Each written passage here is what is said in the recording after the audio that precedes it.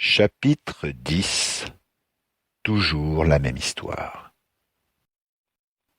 Tout a commencé il y a 80 de vos années, quand le premier surfacien est arrivé à Pansir, survie d'on ne savait où.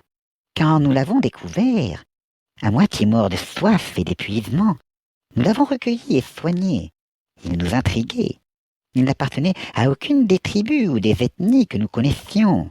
Les nôtres pensaient qu'il venait d'une région éloignée de Télé-Sphidar, que nous n'avions pas encore explorée. Nous lui avons donc appris notre langue. Cela a pris des mois, mais nous avons enfin pu communiquer avec lui. Et c'est là qu'il nous affirma venir non pas d'une autre part de notre monde, mais de la surface.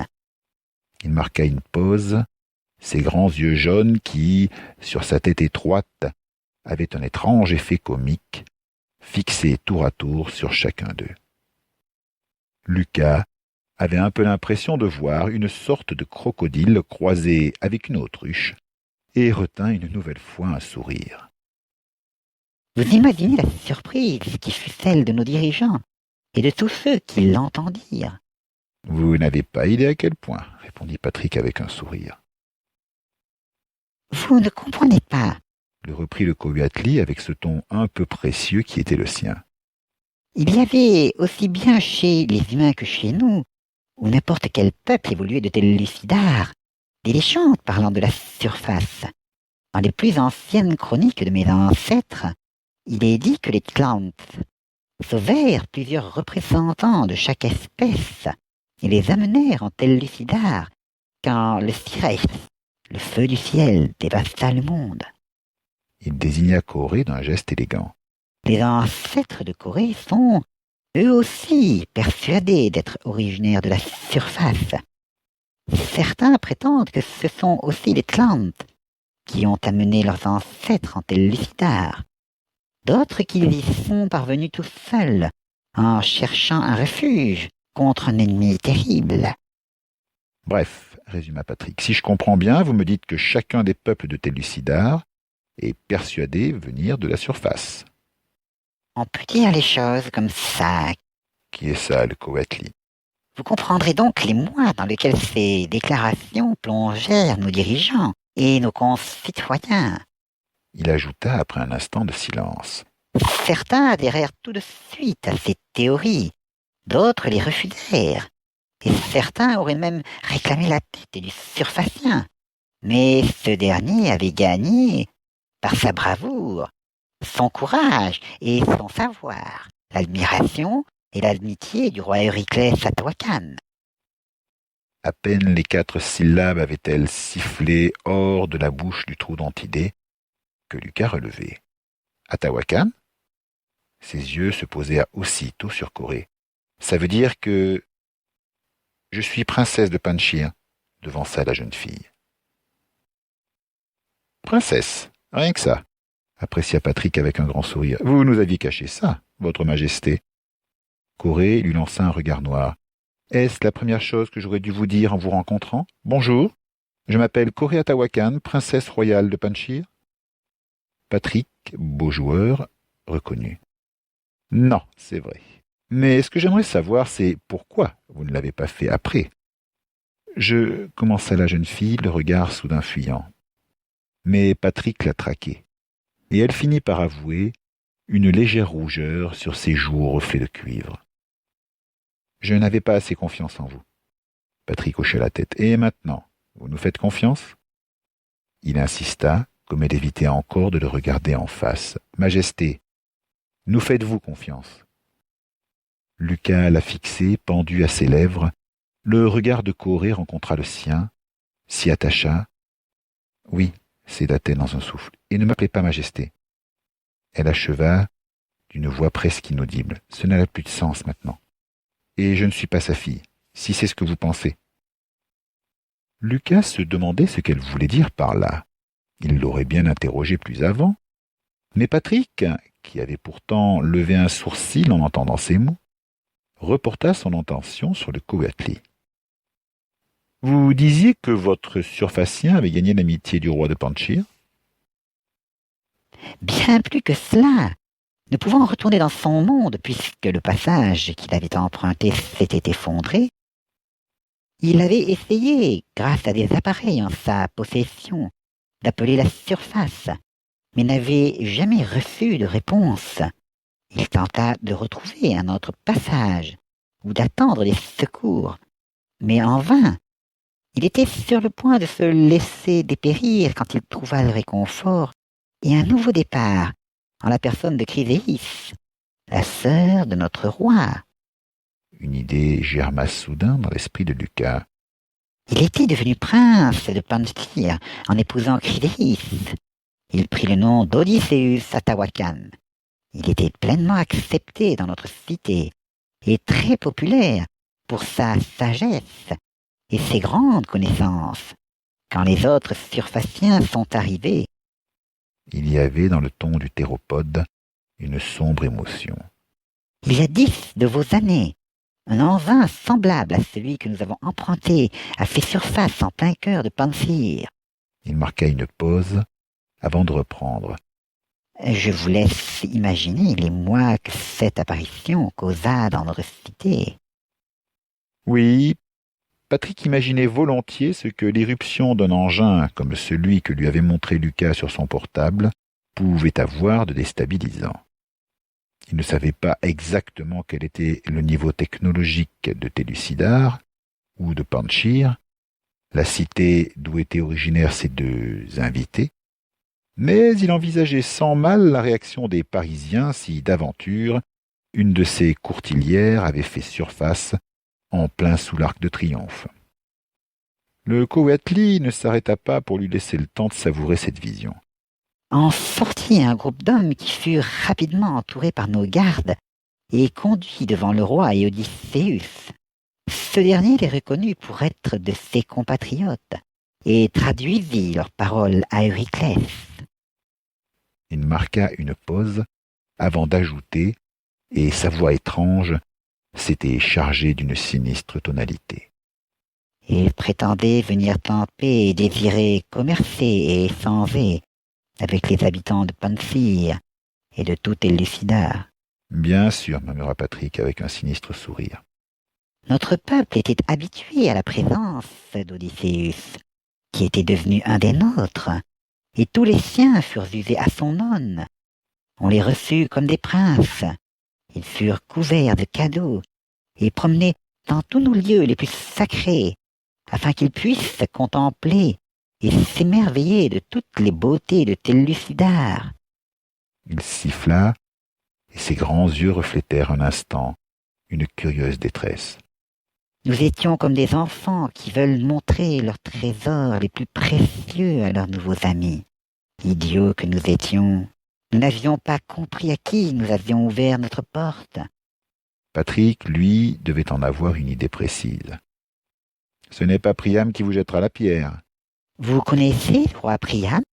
Demandera le Troudontidae, les aigrettes relevées. « Vous aussi ?» répondit Patrick, plus étonné encore que son vis-à-vis à écailles. « Mais comment ?» Certaines des grandes familles de Pantyr affirment que leurs ancêtres seraient arrivés en Télucidar après avoir fui une cité surfacienne nommée Troie, en proie au pillage des barbares achéens, ivres de violence et de revanche. Patrick en resta quelques instants bouche bée avant de murmurer « Incroyable !» Il secoua la tête comme pour s'éclaircir les idées et se recentrer sur la discussion qu'il menait avec le Coatli. « Poursuivez, je vous prie. » Les aigrettes du théropode se redressèrent un peu. Il appréciait la politesse. Les surfaciens se montrèrent particulièrement intéressés par les psycholitos et leur usage. « Le tellurium, murmura Lucas. Bien sûr, les yeux de Patrick brillaient.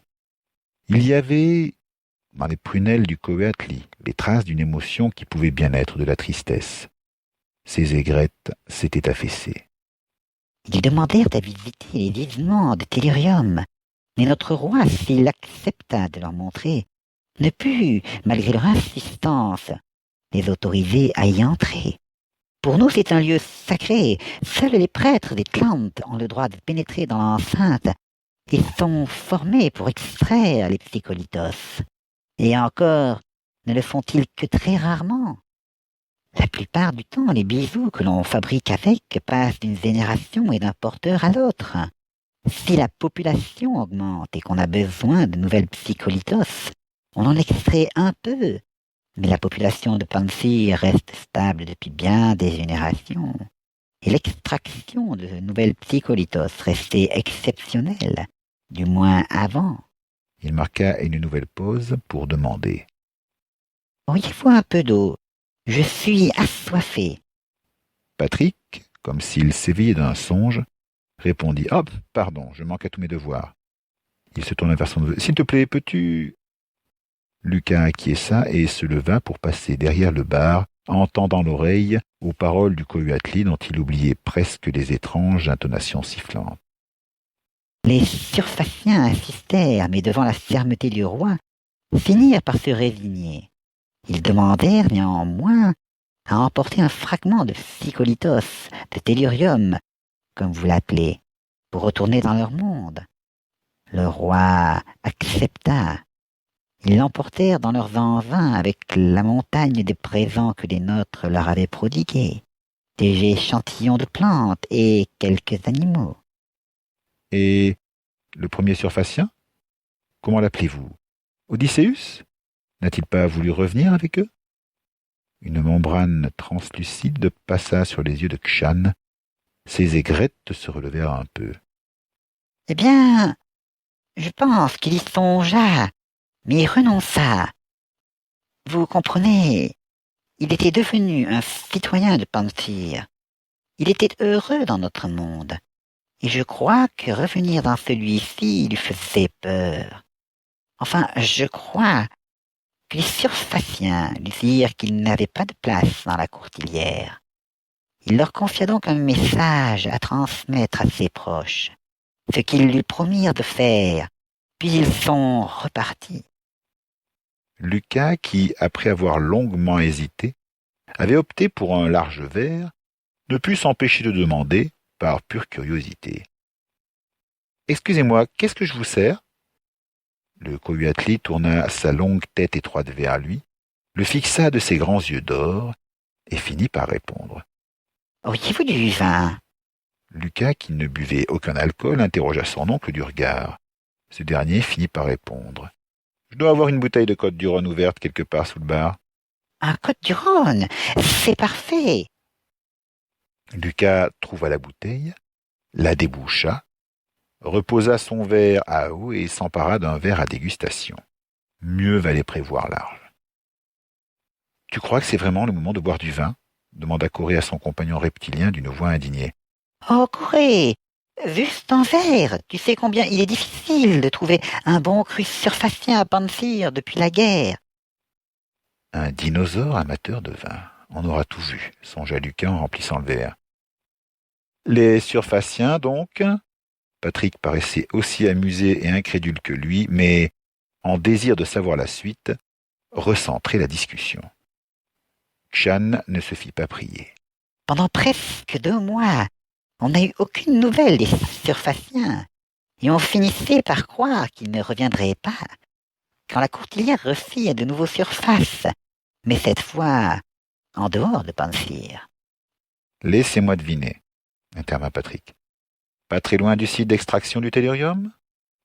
Précisément, acquiesça Kshan, alors que Lucas lui tendait son verre, qu'il saisit avec dextérité.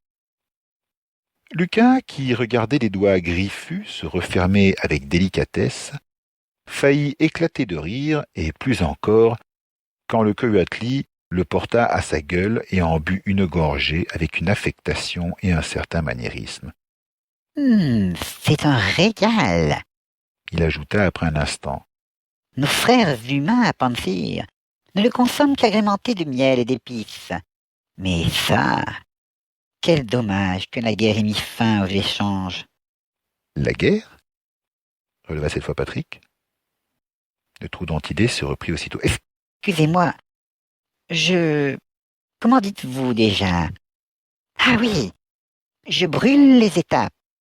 Où en étais-je? » Il reposa son verre sur la table, sur un claquement de langue bifide appréciateur, avant de continuer.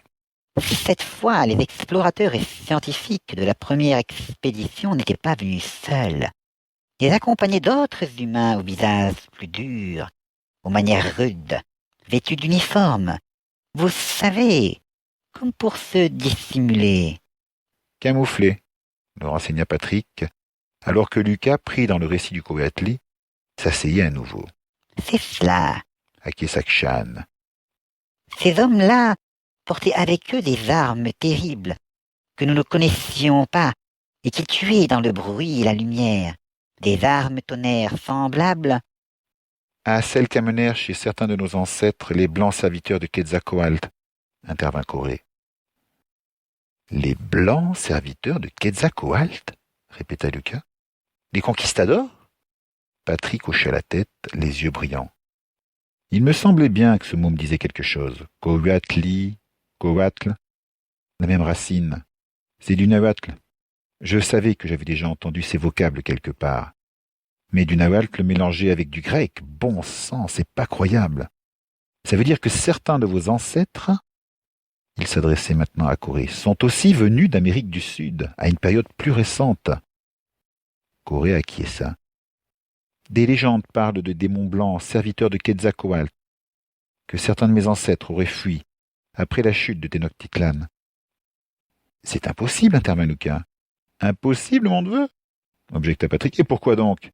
L'histoire regorge de disparitions inexpliquées, de peuplades ou d'armées entières dont on n'a jamais retrouvé la trace, évaporées de la surface de cette planète. Les Indiens Anasazi, en Amérique du Nord, la colonie anglaise de Rénoque, les Khmers, ceux qui ont bâti Angkor, les Mayas de Palenque, les habitants de l'île de Pâques, la civilisation minoéenne, les Mycéniens, les Olmèques, les Nabatéens. En 1707, dans les Pyrénées, une armée espagnole entière qui disparaît sans laisser de traces. En Chine, en 1937, un bataillon de 300 hommes, évaporé. Et j'en oublie. Tu veux dire que, commença Lucas, ils sont passés là-dessous. Ils ont trouvé un accès ou un autre. Ils sont descendus et ne sont jamais remontés. Ou bien on les a enlevés, emmenés. Qui? Est-ce que j'en sais?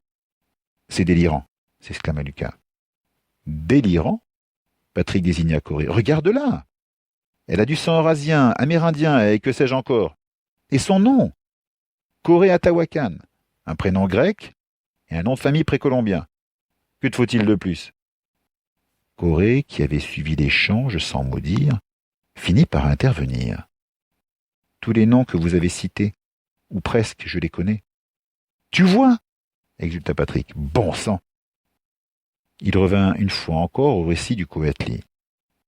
Pardonnez-moi pour cette interruption, K'Chan, mais Il secoua la tête. Continuez, je vous prie.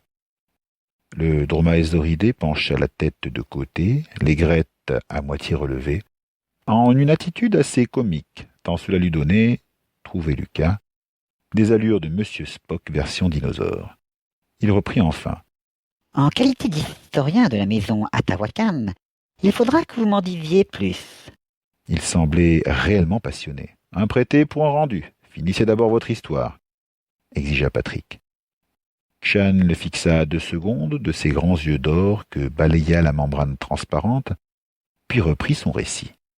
Les surfaciens sollicitèrent une entrevue avec le roi.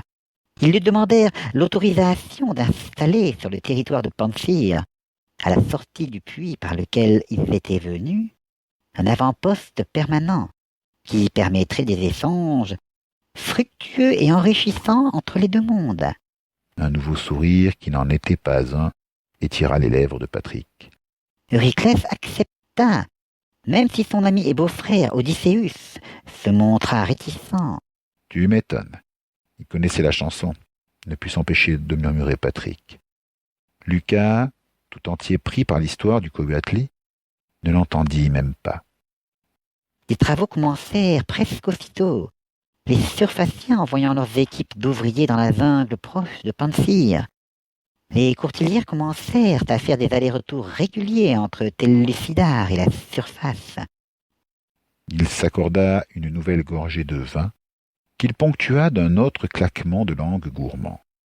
Près Prétextant le danger que la faune sauvage faisait courir à leurs hommes, les Surfaciens firent aussi venir un nombre de plus en plus important de guerriers, dont la présence ne lassait pas d'inquiéter certains proches du roi, en particulier Odysseus.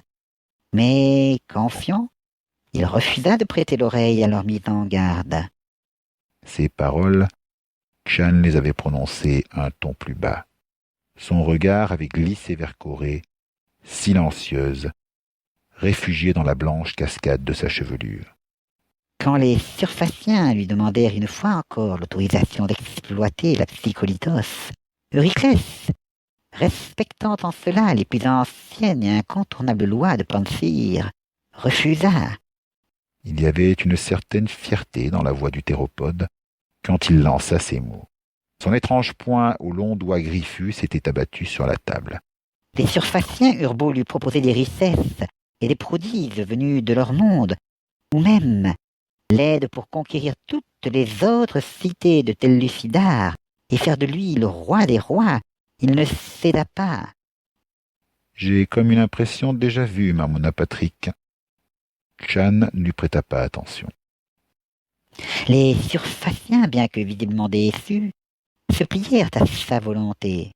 Ils installèrent leur comptoir et la garde des courtilières, qui, dès ce moment, ne cessèrent de faire des allers-retours de plus en plus fréquents entre la surface et Téllucidar, amenant toujours plus d'ouvriers, de chercheurs. Sa voix baissa pour ajouter, comme il aurait prononcé une grossièreté. Et de soldats. Un nouvel arrêt. Les longs doigts revinrent au grand verre à dégustation, le levèrent, le firent tourner, comme pour puiser courage dans le breuvage écarlate, puis le portèrent à l'étroite gueule qui s'ouvrit pour engloutir une bonne rasade. Cette fois, remarqua Lucas, il n'y eut pas de claquement de langue.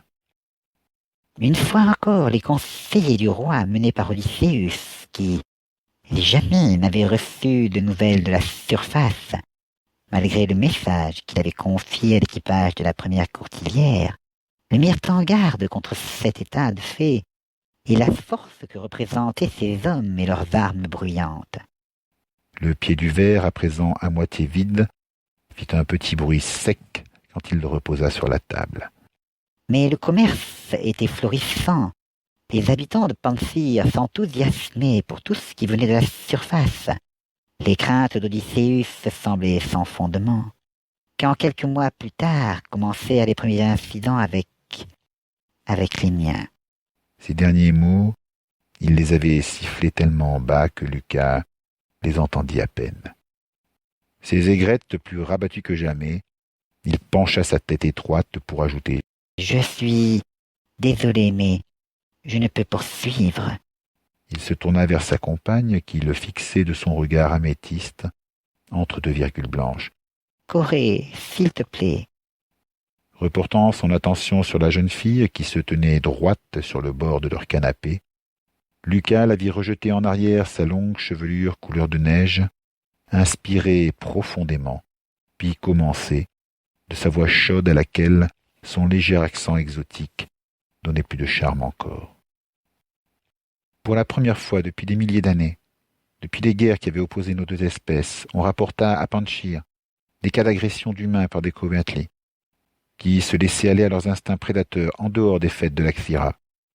Elle se tourna vers Kshan et lui adressa un regard suppliant. Ce dernier concéda donc. La Xira est une fête de mon peuple, un rituel qui a lieu tous les 6 mois.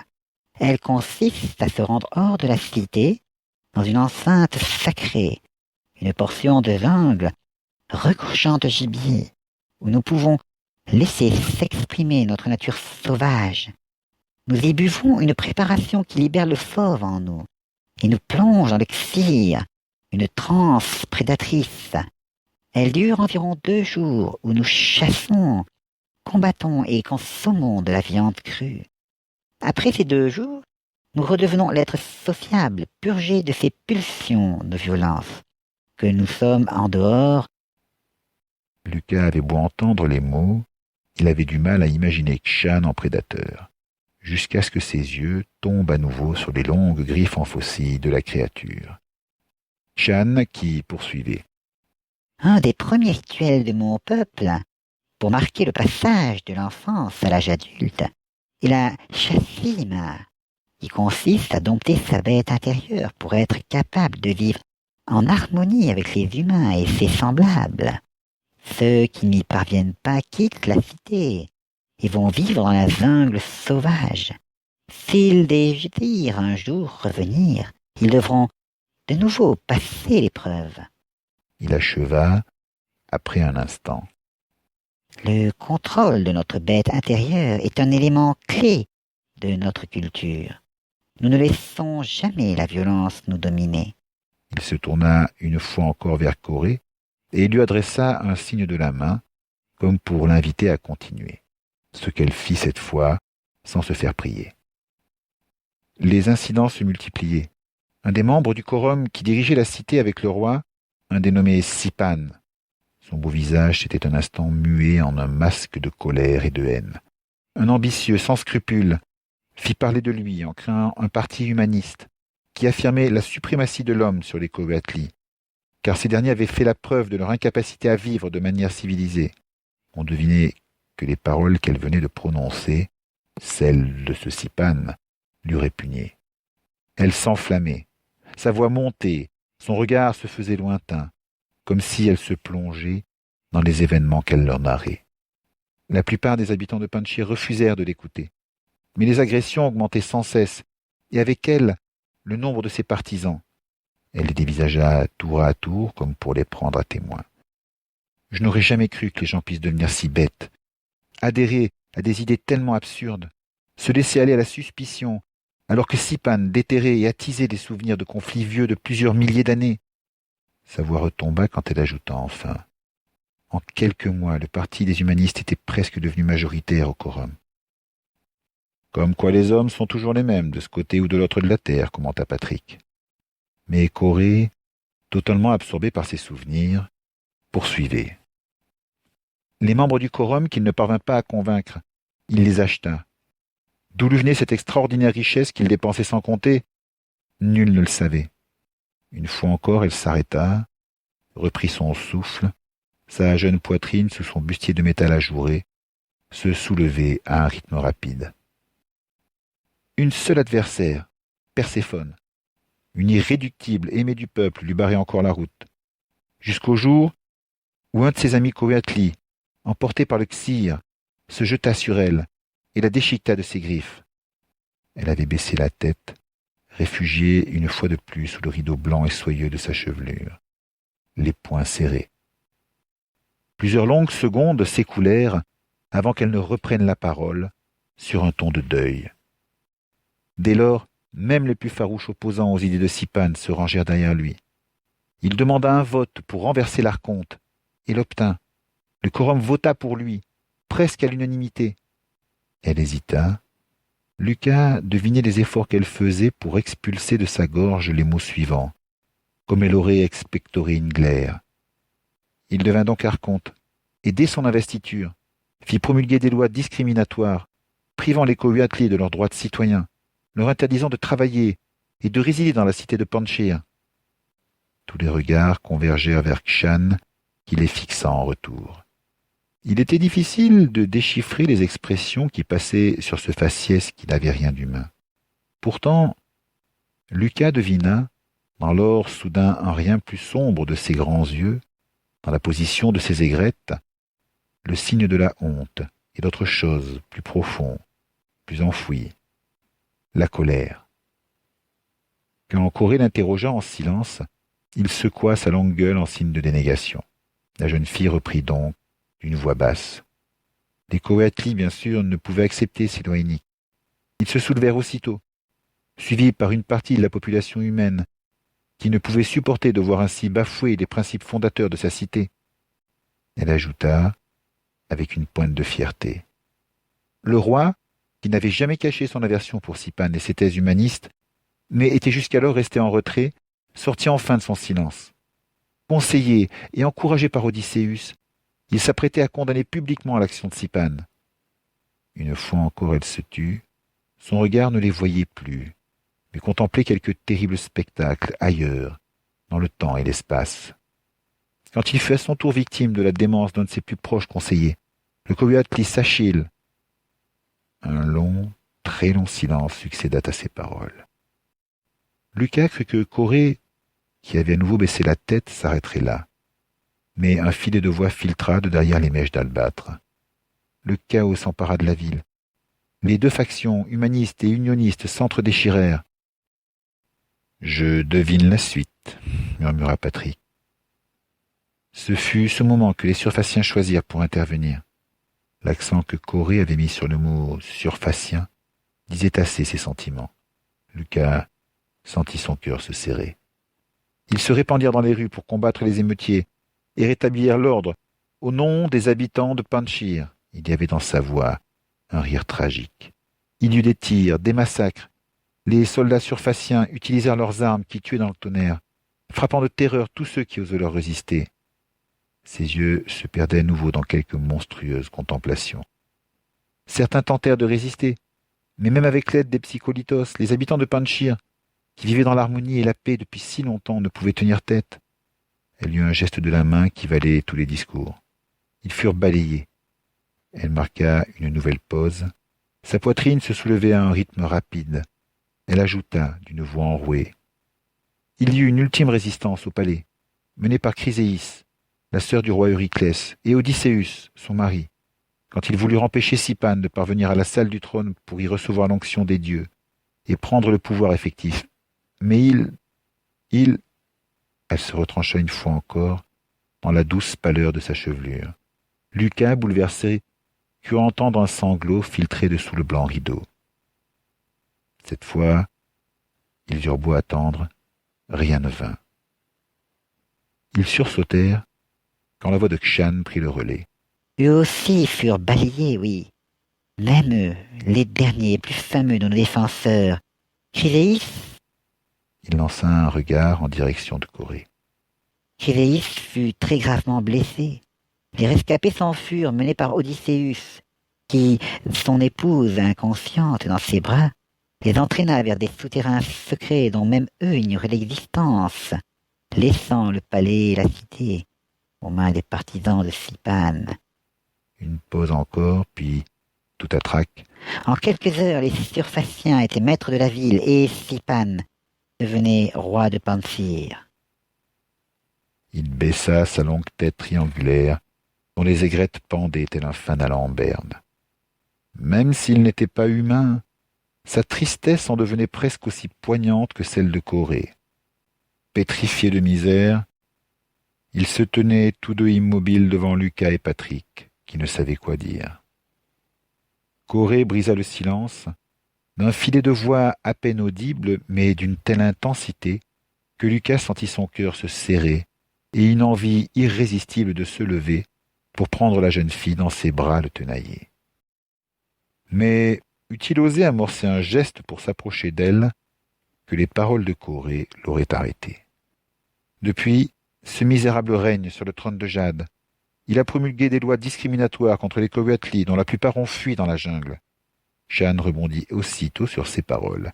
Les membres de mon peuple qui sont restés à Panchir sont réduits en esclavage. On les oblige à porter des colliers dégradants créés par les surfaciens. Ces colliers, commandés à distance, envoient dans la chair des décharges d'énergie. De l'électricité, supposa Patrick. Shan hochait la tête. Officiellement, c'est pour prévenir un accès de rage animale. Mais dans les faits, les surfaciens et les humanistes se servent de ces odieux colliers pour asservir les miens et les torturer s'ils refusent d'obéir. Ses aigrettes en frémissaient d'indignation. On leur a confisqué tous leurs biens et interdit le commerce et tous les postes de responsabilité, précisa Corée. Les miens sont maintenant utilisés au mieux comme des esclaves, au pire des animaux et parqués dans des zones fermées. On les fait travailler à des tâches harassantes, dans des conditions effroyables avec des cadences infernales. Adultes, enfants, même des bébés à peine sortis de l'œuf depuis quelques mois. On confisque les œufs à nos femelles pour les mettre en incubateur et élever une nouvelle vénération de Coatli, servile et obéissant. Quant aux autres... Il y avait soudain de l'humidité dans les grands yeux de Kshan. Lucas se demanda si un dinosaure pouvait pleurer. Ces enfoirés ont réinventé les camps de concentration, murmura Patrick d'une voix consternée. Lucas ne répondit rien, mais il était lui aussi révolté. Kshan, relevant la tête, son œil luisant à présent de colère plus que de détresse, ajouta « Mais il ne faut pas s'y tromper. Sipan dirige en apparence la cité, mais tous les citoyens savent de qui il tient ses ordres. » Patrick et Lucas aussi avaient compris. Ce sont les surfaciens et la Telcorp dont il est le pantin qui tirent les fils. Ces soldats sont présents dans chaque rue de Panzir et répriment chaque soulèvement, chaque contestation dans le sang et le bruit des armes tonnerres. La Telcorp est libre de faire main basse sur les ressources des psycholitos, en utilisant la main-d'œuvre Coatli, mais aussi tous les opposants humains à Sipan. Elle a profané tous nos temples et exploite les vivements de psycholitos à une vitesse accélérée, au mépris de toute raison. Corée avait rejeté sa chevelure en arrière et les fixait, son beau visage tatoué marqué au coin de la fureur. Nous les avions mis en garde, mais ils n'en ont pas tenu compte. Encore aujourd'hui, ils refusent de voir la vérité en face. « Quelle vérité ?» demanda Patrick. Corée le fixa de ses grands yeux violets, avec une intensité presque dérangeante. Nos ancêtres nous avaient transmis le savoir des psycholitos, mais aussi une mise en garde. Nous ne devions jamais laisser l'avidité prendre le pas sur le besoin. Si nous prélevions indûment de grandes quantités de psycholitos, la vengeance des clans serait terrible. Pour nous, bien sûr, mais aussi, elle les dévisagea tour à tour, pour vous. Que voulez-vous dire ? Ne put s'empêcher de demander Lucas. Corée se fit attendre, comme pour ajouter un peu plus de poids à ses paroles. Quand elle répondit enfin, ce fut une voix lente, appuyant bien chaque mot. Mon père m'a expliqué que les gisements de psycholitos ont une influence considérable sur les courants magmatiques de l'écorce terrestre, ainsi que ceux qui animent Tonatiuh, notre soleil. Le noyau terrestre, traduisit Patrick dans un souffle. Corée hocha la tête. L'extraction de psycholitos et l'épuisement des gisements pourraient déstabiliser l'activité sismique terrestre, en télucidar, mais aussi en surface, et engendrer de graves tremblements de terre, des raz-de-marée, des explosions volcaniques où on n'en a jamais vu. Lucas, alors que les paroles de la jeune fille aux cheveux blancs prononcées sur ce ton prophétique s'attardaient autour d'eux, frémit. Il n'était pas sans savoir qu'on avait parlé en ce moment dans tous les médias d'une forte augmentation de l'activité tellurique dans les zones volcaniques ou sur les failles, mais aussi dans des régions jusqu'alors totalement inertes. Ici même, dans le Cantal, la sonde de surveillance sismique, implantée depuis des années sous le lycée d'Aurillac, avait enregistré des pics encore jamais observés qui avaient alarmé la communauté scientifique. La Telcorp avait bien vite étouffé la nouvelle et s'était voulue rassurante. Mais de semblables rapports parvenaient actuellement de plusieurs coins du monde, volcaniques ou non. Ces événements, que rien ne semblait pour l'instant relier entre eux, trouvaient, à la lumière des paroles de Corée, un sinistre écho. Lucas et Patrick échangèrent un regard. Ce fut Patrick qui se lança. « Vous voulez dire que... » »« Je ne veux rien dire du tout, » répliqua aussitôt la jeune fille. « Je répète ce que mon père m'a affirmé, que l'extraction à grande échelle de psycholitos risquait de détruire non seulement Télucidar, mais ce monde tout entier. » Ça faisait un peu beaucoup pour Patrick. Attendez. Vous débarquez ici, en prétendant venir de notre monde intérieur. Son regard passa sur la parure de Corée, son visage, ses yeux mauves et ses cheveux blancs, avant de glisser sur Kshan. Et vu la présence de notre ami amateur de Côte-du-Rhône, ici présent, je suis bien obligé de vous croire. Mais de là à avaler que la Telcorp, même si je ne la porte pas dans mon cœur, est en train de détruire le monde. Ces mots moururent dans sa gorge, quand il rencontra le visage grave et le regard de la jeune fille, celui d'une personne qui a traversé l'enfer, un regard que Patrick connaissait bien. S'il avait douté, la voix de Corée s'élevant une fois encore, non plus celle d'une jeune fille en détresse, mais d'une reine blessée, l'aurait convaincu. J'ai affronté tous les dangers, sacrifié des vies, dont certaines m'étaient plus chères encore que la mienne, pour parvenir jusqu'ici. Croyez-vous que j'ai fait tout ça juste pour le plaisir de vous mentir? Que voulez-vous dire? Si Patrick n'avait pas ajouté majesté, c'était juste, Lucas le devinait, car il s'était retenu. J'ai perdu ma mère, quelques jours après que les réfugiés de Panchir se soient établis au fond de la jungle. Elle avait été blessée lors de l'attaque du palais, et la marche, la chaleur, le manque de soins et de médicaments, la jungle ont eu raison d'elle. Sa voix s'était brisée sur ces derniers mots. Des larmes perlaient à ses cils, retenues, muselées, de celles qui font le plus mal. « Je suis désolé, commença Patrick, sincère, mais Corée leva une main autoritaire et détourna le regard pour ajouter. « C'est moi qui suis désolé. Je n'aurais jamais dû me laisser emporter par les souvenirs. Cela ne se reproduira plus. » Lucas devinait la volonté qu'elle exerçait sur elle-même, et il sentit l'emporter, pour ce petit bout de femme venu dans notre monde, un élan d'admiration. Elle poursuivait déjà. « Nous l'avons incinérée. Mon père et quelques autres ont commencé à organiser les réfugiés dans les ruines d'un vieux temple Tlant que nous connaissions, perdu au fin fond de la jungle. Nous y avons emménagé. Nous avons retrouvé au fil des mois un semblant de vie, mais nous devions rester cachés et surtout éviter de nous faire repérer par les patrouilles. Nous l'avons fait. Mais plus encore, mon père a commencé à organiser la résistance. « En quoi consistait cette résistance ?» interrogea Patrick. Corée haussa les épaules. « Tout d'abord, nous avons envoyé des espions à Panchir pour voir ce qu'il s'y passait, savoir les faits et gestes de Sipan, des Surfaciens, si nous avions le soutien de la population. » Et c'était le cas? Shan répondit à sa place. « En grande part, oui. Les gens de Panchir subissent le joug des Surfaciens qui en usent avec eux comme tous les colonisateurs du monde face aux populations autochtones, et peut-être même pire, car ils n'ont personne en bas pour reporter leurs exactions à une quelconque cour internationale, songea Patrick. « Je vois très bien, Kshan, poursuivez, l'encouragea-t-il. Ainsi, à part ceux qui profitent directement des Surfaciens, et malheureusement il s'agit de ceux qui se trouvent au poste clé, la majorité de la population soutiendrait les rebelles, mais... » Elle a peur, compléta aussitôt Patrick. La peur, le vieux truc. On a tous quelque chose ou quelqu'un à perdre. Une femme, un mari, des enfants, des parents, des biens. N'entrent dans la résistance que ceux qui n'ont déjà plus rien, ou qui n'ont jamais rien eu. Les désespérés, ou les inconscients. Patrick savait à quelle catégorie appartenait leur visiteur. Le Troudantidé hocha la tête d'une manière très humaine. « Oui, elle craint les Surfaciens, leurs bâtons tonnerres et leurs terribles machines. Mais elle n'ose pas agir. Elle nous renseigne sur les mouvements des troupes de l'occupant, sur les convois, les départs des courtilières. Nombreux sont les sympathisants. » Nous avons monté plusieurs embuscades, intervint Corée. Nous nous en sommes pris à des convois, des expéditions, mais... Elle avait baissé la voix.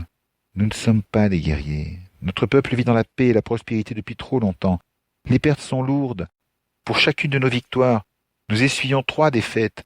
Or nous sommes peu nombreux, alors que les Surfaciens, eux, semblent disposer de renforts illimités. Et puis, il y a leurs machines de guerre. Contre elles, nos armes sont inopérantes. Et, Popsicolitos, elles sont puissantes. Et certains d'entre nous possèdent des dons vraiment redoutables. Mais ils ne peuvent puiser indéfiniment en eux. Au risque de mourir, ils finissent par s'épuiser. Elle acheva, les poings serrés. Mon père savait, tout comme moi, que malgré les paroles d'espoir que nous distribuons aux autres, nous ne pouvons pas gagner. Pas seuls. Elle gardait la tête baissée. C'est pour cela que mon père a décidé de lancer une attaque surprise contre la garde des courtilières, pour s'emparer d'une des foreuses et gagner la surface. Qu'espériez-vous trouver à la surface demanda Patrick, dont les sourcils se fronçaient imperceptiblement. De l'aide, répondit aussitôt la jeune fille. De l'aide. Mais quelle aide? Lucas, lui aussi, se demandait de quelle aide il pouvait s'agir. Ils auraient bien pu tenter de porter les preuves à une cour internationale, mais en supposant même qu'ils y arrivent, le temps qu'elle les examine et décide une action ou de sanction contre la Telcorp, si tant est qu'elle le fasse, Télucidar ne serait plus qu'une coquille vide. Et si ce que disait Corée était vrai, un grand guerrier qui pourra nous aider à vaincre les Surfaciens et à sauver Télucidar. Lucas s'attendait à beaucoup de choses, mais pas à ça. Il ne put s'empêcher de demander. Et il a un nom, ce grand guerrier? L'expression de Patrick semblait s'être encore assombrie. Le capitaine Patrick Pestey. Lucas crut s'étouffer alors que les yeux de son oncle s'étrécissaient encore, se faisaient fente. Vous le connaissez? Demanda alors Corée, pleine d'espoir, tandis que son regard passait de l'un à l'autre. Je le connaissais, répondit Patrick du bout des lèvres, il y a quelques années, avant qu'il ne raccroche. Capitaine? Demanda Lucas qui n'en croyait pas ses oreilles en se tournant vers son oncle. Tu... Patrick se contenta de lever une main et de lui adresser un regard d'acier que Lucas ne lui avait encore jamais vu. Un regard qui gela dans sa gorge tous les mots qu'il aurait voulu prononcer. Le regard d'un autre. Raccroche, demanda Corée. Je ne comprends pas. Qu'il prenne sa retraite. Devant l'incompréhension de la jeune fille et du trou d'idée, il finit par pester. Merde, qu'il arrête de faire la guerre.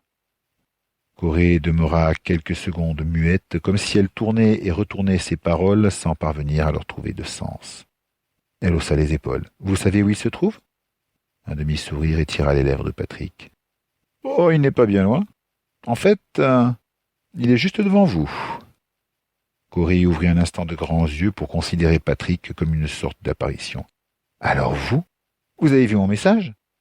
Son regard glissa vers Lucas. C'est pour ça que vous étiez là-bas tout à l'heure et que vous m'avez ramené, c'est ça? C'était vous? Ne put s'empêcher de balbutier Lucas, en comprenant qu'elle parlait du mail qu'il avait reçu sur le Cosmosaure. Ce mail qu'il avait cru envoyé par son père. Mais comment avez-vous eu? Elle ne l'écoutait déjà plus. Tournée vers Patrick, qu'elle fixait à présent avec une étrange révérence, elle porta la main à un petit cylindre d'auricalque accroché à une chaîne passée à son cou. Elle le dévissa et en tira une feuille de couleur bistre qu'elle déroula avec 1000 précautions avant de la lui tendre d'un air solennel. Lucas dut se faire violence pour ne pas se saisir de ce morceau de papier que Corée brandissait devant Patrick avec une expression presque suppliante. Ce dernier, immobile, fixait la jeune fille à la chevelure de neige, et particulièrement le long rectangle de papier, comme il l'aurait fait d'une créature redoutable qui se serait apprêtée à le mordre. Sa main se leva lentement comme à contre-cœur, s'approcha. Arrivée à quelques centimètres du rouleau déplié, elle s'immobilisa. « Vas-y, mais qu'est-ce que tu attends ?» s'emporta intérieurement Lucas alors que Patrick reportait à nouveau son regard sur le visage de Corée, la fixait un interminable moment. Peut-être Lucas aurait-il fini par s'emparer du document pour tenter de le lire, si les doigts de Patrick ne s'étaient refermés sur la missive. Longtemps ses yeux demeurèrent braqués sur ceux de Corée, pour enfin se poser sur l'objet de toutes leurs attentes. Lucas ne pouvait savoir ce qu'il découvrait, tracé à l'encre et à la plume sur le papier au grain épais, mais il vit plusieurs émotions se succéder sur les traits acérés de son oncle. Étonnement tout d'abord, joie ensuite, puis contrariété et colère enfin. Quand il eut achevé sa lecture, il leva les yeux vers le plafond, poussa un long soupir, et, pour finir, lui tendit la lettre d'un geste brusque. « Lis-la. »« Que j'alise, mais elle est pour... » Elle t'est en grande partie adressée. Devant le masque d'incompréhension qui se peignait sur les traits de Lucas, Patrick précisa. « C'est une lettre de ton père. »